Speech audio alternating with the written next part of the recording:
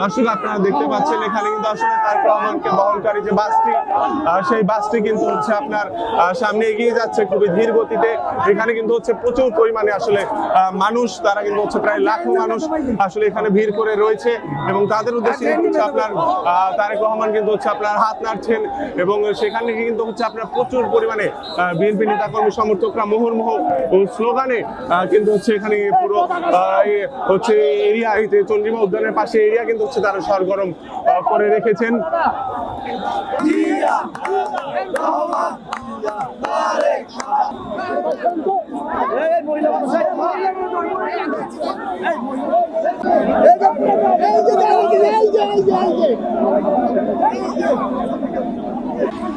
ভাই বের হওয়ার সুযোগ নেই সামনে